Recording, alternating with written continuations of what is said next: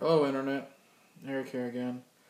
I guess it's going to be part 2 of my buddy Roger's suggestion of movies that terrified me when I was younger, or terrified me in general. And my first video, I explained, nothing has really scared me, movie-wise, when, all my life I've been watching horror films. But, so I kind of twisted what he said around, and I picked the film Poltergeist, and I decided to make it not really a film that scared me, but it still gives me the fucking creeps, and to this day. And I said in that video that Poltergeist was the lesser of the two. And I said it because, not because it's an inferior movie, because I think both these movies are fantastic, damn near perfect. Horror, for a horror movie. But the movie I'm going to discuss now is top notch. Still gives me the creeps today. Still gives me that uneasy feeling. You watch it by yourself. You watch it in the dark. I'm 33 years old, and damn you, Roger, for getting this idea. And the reason why I say damn you, Roger, is because when I want to do a film review, I'm going to rewatch the movie. And I just got done rewatching this movie, and it creeps me. It still gives me that uneasy feeling. And based on a Stephen King novel, this came out in 1989, directed by Mary Lambert, who at the time was really known for directing music videos. She directed a few Madonna videos, directed some for Annie Lennox. And what I'm talking about is Stephen King's Pet Sematary. I'm a huge Stephen King fan. Little history. My mother is the one that got me into the horror genre, to begin with. And I wasn't big into reading when she got me into the horror genre. I was just big into movies. But what she did, eventually, after I got into movies, she gave me her Stephen King collection. And I couldn't tell you what my first book was. I think it was probably either Carrie or Christine. But I was hooked. And now, over the years, I pretty much have all of his books. Everything that's been published. And I'll tell you what, maybe I'll do a video on, showing off my collection. I'll tell you what, this book here, it's quite, it is, there's no quite possibility about it. It is my favorite Stephen King book. This was published in 1983. It's the only book of his I've read more than twice. I've read it at least 3 times, maybe 4, I couldn't tell you. And it still holds up to this day. A little backstory on the book. I'm going to keep this short and sweet.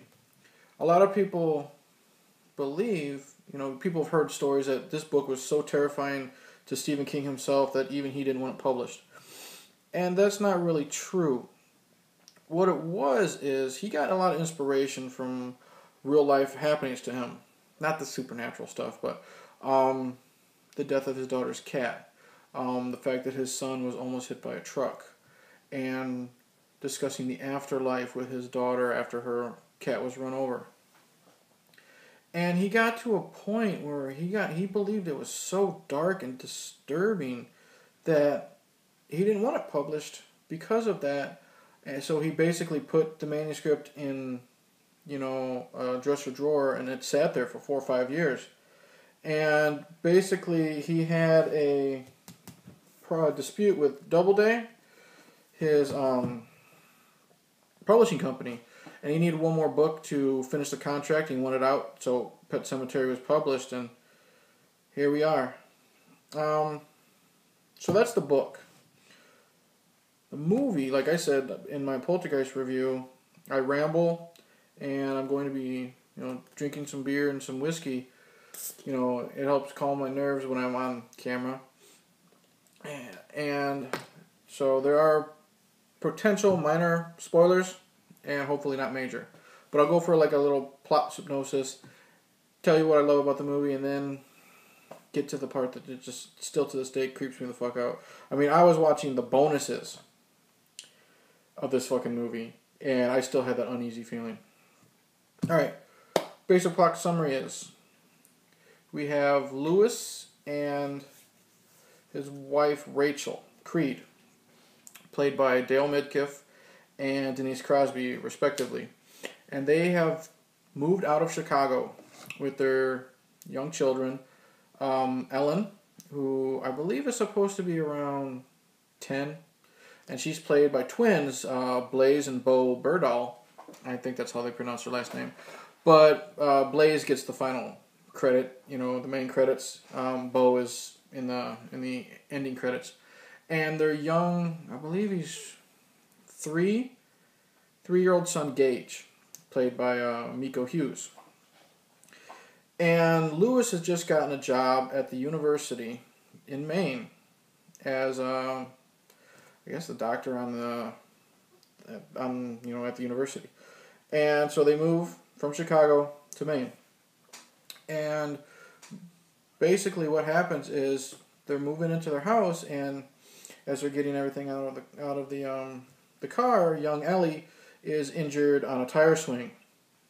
And while they're taking care of Ellie, young Gage slowly is walking towards this little highway that is known for gigantic fucking semis going, back and forth through. And right when they notice, Gage is right there, he's saved immediately by their neighbor that lives across the street, Jud Crandall, who's fantastically played by Fred Gwynne from Munsters fame. And I'll get into Fred Gwynne's portrayal later. But Louis and Jud strike up friendship, and it seems like a fatherly bond, father-son bond between them. Louis is probably in his mid-30s. I'd have to say Jud is probably in his late 60s. So they create a bond. They're best buds. They sit on Jud's porch, drink, smoke, bullshit. And Jud suggests that Louis gets their pet cat church fixed because, busy road. And Louis brings up that they saw a path behind their house, when they were attending to Ellie. And he flat out asked Jud, where does it lead to? And Jud just flat out says, a pet cemetery. Due to the road, killing all these kids' animals. Okay. Next day, Louis it's basically his first day at work.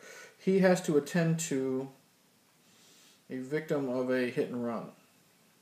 Well, yeah, it was basically, it was a hit and run. He was the boy was jogging, the student was jogging, and was hit by a car, and he was thrown into a tree. And the character's name is Victor Pascal, played by Brad Greenquist. And basically, as Victor is drug into the emergency section on the university, he's dead on arrival. I mean, he was hit by he was hit by a car, and I don't know if they say in the movie he was thrown into a tree. That happens into the book, but half of his head is literally just hanging like a scalp. And he's got exposed brains and bleeding and everything, and he's got some blood on his shoulder, so I don't know if he's got a shoulder injury. But they try to revive him, but he's basically dead on arrival. And Louis just sits down there and he's talking to him. He's like, I promised my wife nothing more than a scratch today. And then out of nowhere, there's just, this gasp.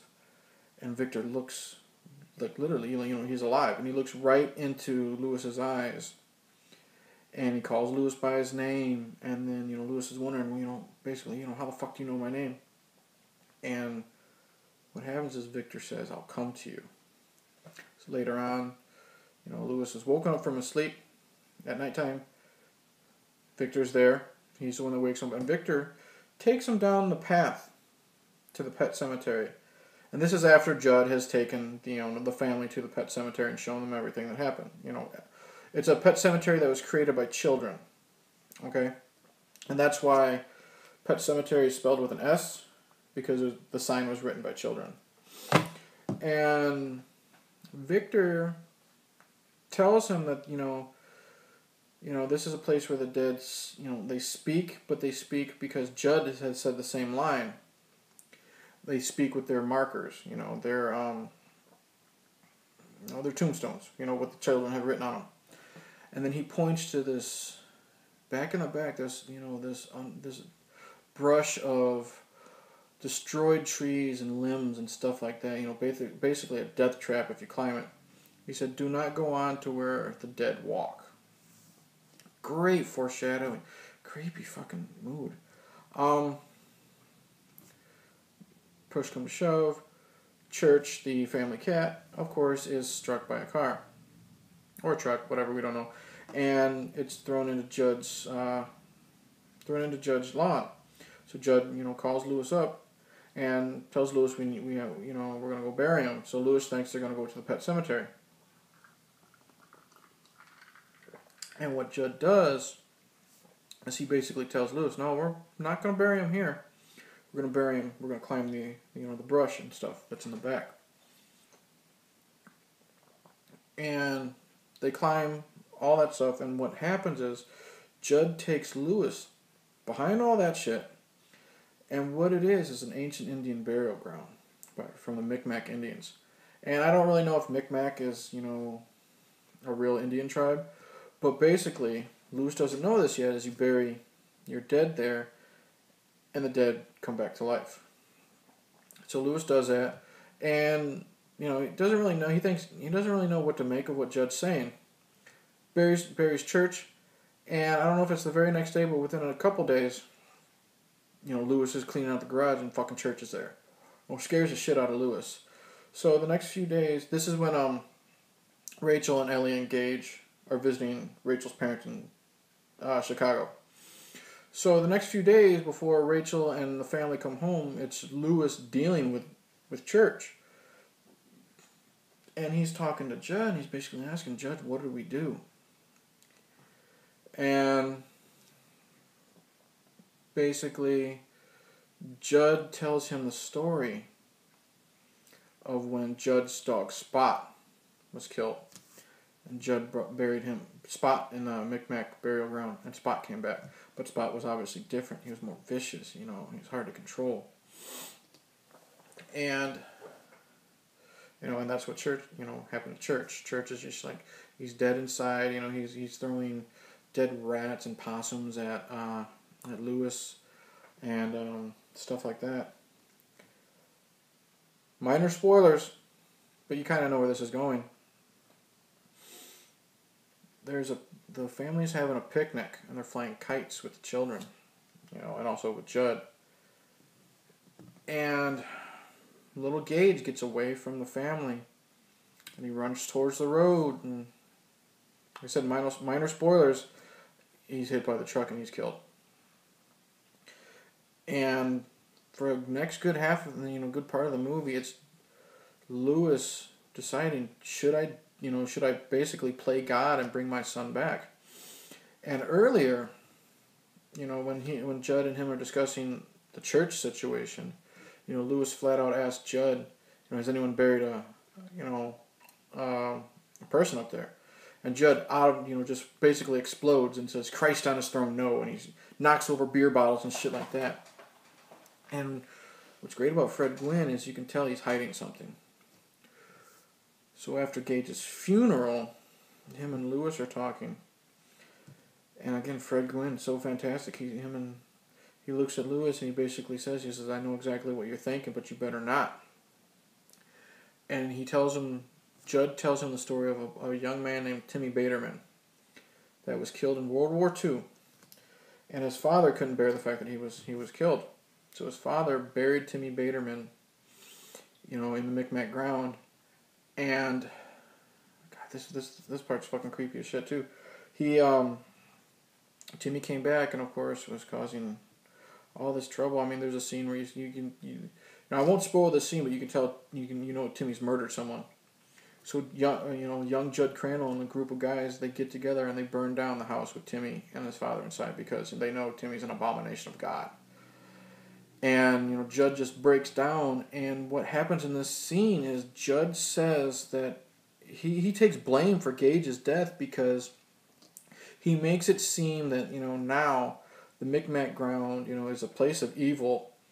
And once you introduce someone to that power, it becomes this like living entity, and it just controls your life and tries to destroy you, because he basically says, I'm responsible for your son's death because I introduced you to the power, the burial ground. And there's no really more spoilers. You can tell where this movie is going. Louis buries Gage, and while Rachel and Ellie are again in Chicago with visiting family, and Ellie has this dream where Victor Pascal, is trying to warn Ellie of what Louis is doing, and that freaks out Rachel. And Rachel comes home. Basically, the rest of the movie. Sees Gage. Gage takes care of Rachel, and Louis has to take care, takes care of Jud, and Louis has to take care of Church and Gage. The end. Okay. Fuck. First off, let's just say the acting, I think, is great. Dale Midkiff and Denise Crosby, great chemistry. It makes it seem like they're a married couple. Fred Gwynne. And what is great about Fred Gwynne? Everyone fucking knows Fred Gwynne as Herman Munster. But if you had never seen the episode of The Munsters, you would never know that Fred Gwynne was like a comedic actor. Because this man shows range. This man shows emotion. This man shows, fear when he's got when he knows Gage is back and he's in his house. Just the way he speaks when he's telling the Timmy Baterman story. When he breaks down and tells Louis that he feels responsible for Gage's death. God damn, seriously, I can't praise this man anymore. The shots that Mary Lambert does. I mean, it opens up with this nice, pan across the cemetery, the pet cemetery, not the Micmac ground.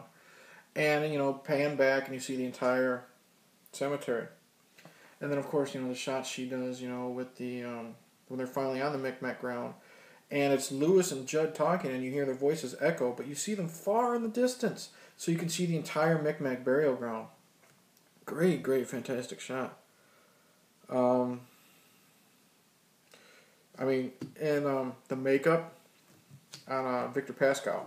I don't know if you can really see it very well. But that's Victor right there. Trying to get as close as you can without the glare. But you can see the exposed brain. It's hard to see, but Victor has two different colored eyes. He's got, the neck injury here. And it's hard to see on this back cover, but Victor, the veins in his face are visible as well. So the makeup, fantastic. Mood, everything is good. Now for the stuff that makes me want to piss my pants and shit my pants every time I see it. Because, first off, I have to watch this movie alone. Because A, I have a 3.5-year-old daughter, so there's no fucking way I'm going to watch this in front of her. B, I watched this movie once with my wife before we had a child. And this movie has terrified her so much that there is a written rule in our household that I am not allowed to watch this movie if she is anywhere in the house. I mean, Poltergeist, she can be across the room on the computer or something like that. She doesn't like it, but she can stand it. If she hears anything from this movie, no, she's terrified. And then the fact that, she shares the same name as the wife, is even worse. And it's gotten worse since we've had a child, which is another reason why it terrifies me more. But first off, the things that terrify me. It starts off with, like I said, that opening pan shot across the pet cemetery. What Mary Lambert does is she's not only just showing the tombstones and everything, but the children have inscribed little poems and sayings on the tombstones, and you hear the children reading them. And then as this is happening, there's also this creepy, creepy soundtrack playing. You know, the music done by Elliot Goldenthal is playing, and you hear these children just singing in the background. And finally, after all the tombstones are read, there's this final pan out, and you see, the cemetery for what it is. And then just out of nowhere, as the music stops, you hear the children, singing again, just out of nowhere. Creepy as fucking, I mentioned in the fucking Poltergeist video that, the soundtrack was just the children singing. It'll get you every time. Oh, God. The scene, it didn't really scare me then, but as I become a dad, this scene where Gage is on his way to the road as the semi is coming, and it's a long scene. It's a good, minute and a half, 2 minutes, and Gage is flying a kite, and the kite gets away, and he's going towards it. Of course, it's going towards the road as the semi's coming, and you have Gage running as fast as he can to go get it. And Louis doesn't notice it because, he thinks it's funny Gage dropped his kite. And he's turning around and he's looking at the family and at Jud. And suddenly out of nowhere, Jud stands up and he's, he's pointing. He's saying, "Don't let him go on the road, Louis." And then you got Rachel screaming, Denise Crosby screaming. And you got Jud running in the background. I mean, Jud's a 60 or 70-year-old man, so he's running as fast as he can. But then you literally see Louis, like a fucking track star, going after Gage. And right as he's about to save him, like typical fucking horror story or horror movie, he falls, and then you just see the truck just basically, the camera shot is literally just going BAM! And you see Gage look up, and then you see his shoe going in the road, and Louis just has this gut-wrenching scream. I mean, that's terrifying in itself if you're not a parent. But try having a fucking kid, especially a 3.5-year-old, which is basically what Gage is. It scares me every time. I think, honestly, since I've had my daughter, I've watched this movie, not counting tonight for this review. Counting tonight for this review twice. And she's 3.5. So what does that fucking tell you?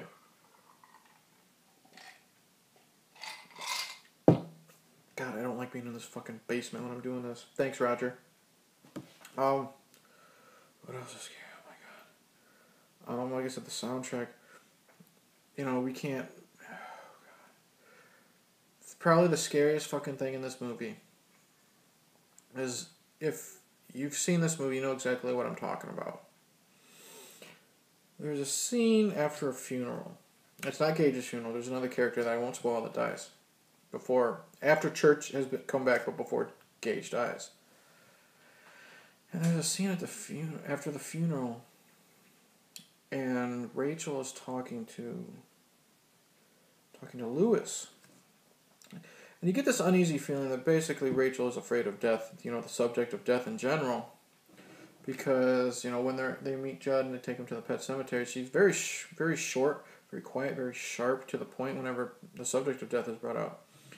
You find out Rachel had an older sister named Zelda, who lived with her. Well, obviously lived with the family. But Zelda had a condition called spinal meningitis, which I don't know the technical terms. But what happened was Zelda's basically, her spine is just stretched, and she's so thin, and she basically looks like, a fucking, The Walking Dead. And she's kept in, the back room, and Rachel is in charge of feeding her. And one time Rachel's parents are out, don't say what, they're probably out partying, I don't know. But what happens is, as Rachel is feeding Zelda chokes to death and dies.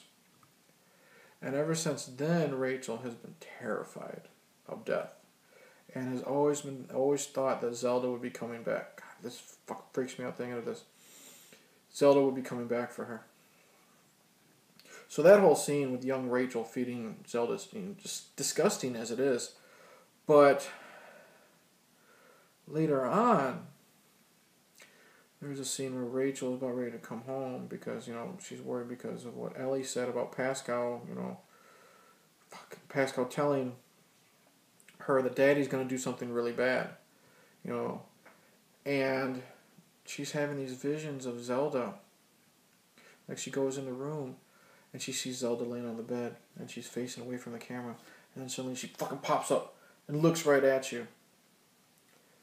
And she says, you know, I'm coming for you, Rachel. And Gage and I are coming for you for letting us die. Oh my fucking God. The last time you see Zelda, Rachel is home. You know, and she's at Jud's house because she thinks she hears Gage laughing. And Gage, you know, minor spoilers, Gage is already taking care of Jud. And she goes in the house and she opens up Jud's bedroom.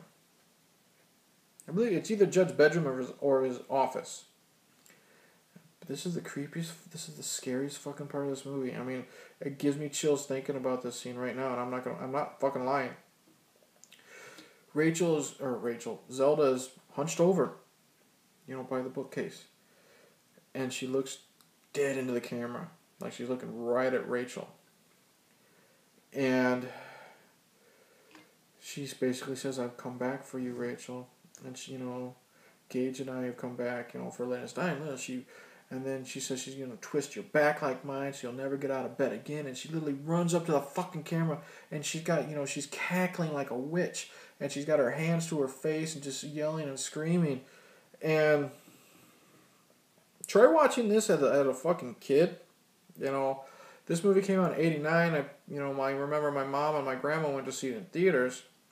So I didn't see it then, but I saw it when it first came on video. And that the image of Zelda sticks with me for life. Oh, God. And that's the creepy part of the whole fucking movie. I'm not... Oh, God, damn. That's... So, yeah. And then, like I said, the soundtrack. Everything. The Timmy Baterman story. So disturbing. Like I said, there's a scene where you find out, you know, basically Timmy has murdered someone.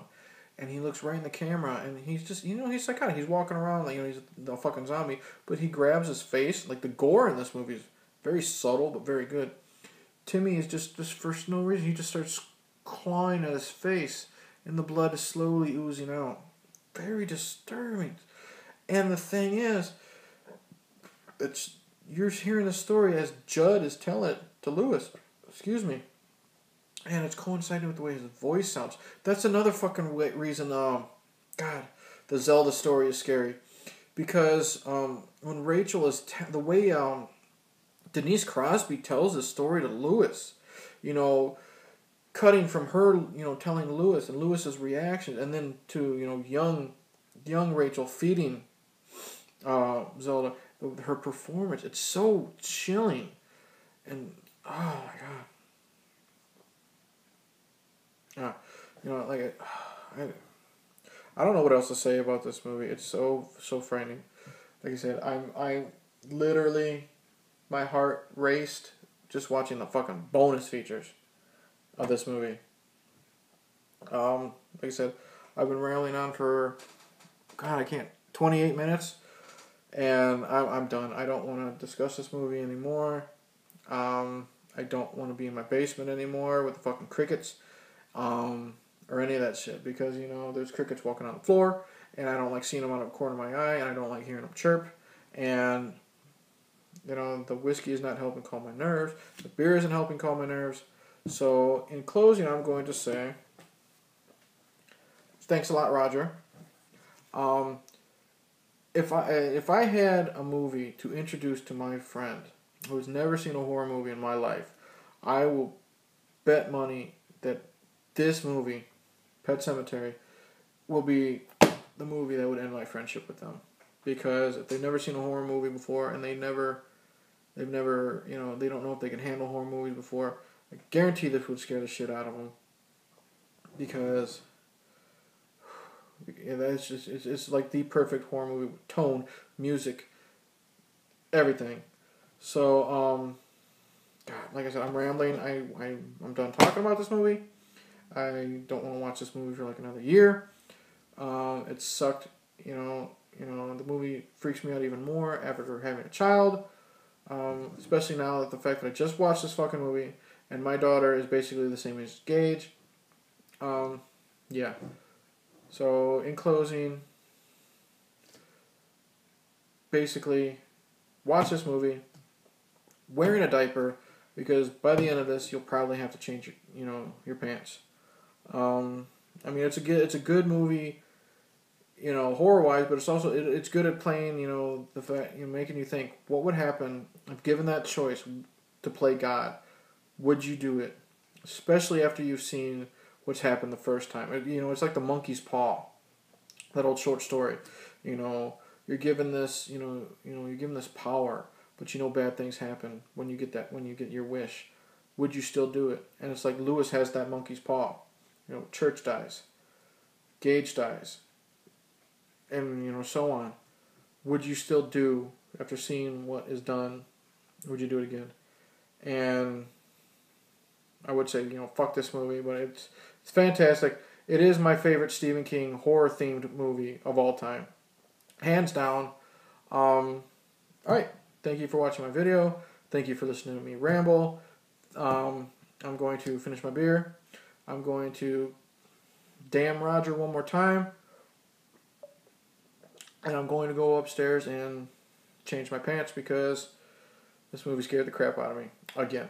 So, thank you for wasting your time watching my videos. I didn't really realize it'd be this long, but yeah, anyways, sorry. Like and subscribe. Tell your friends. Tell your enemies. Cheers.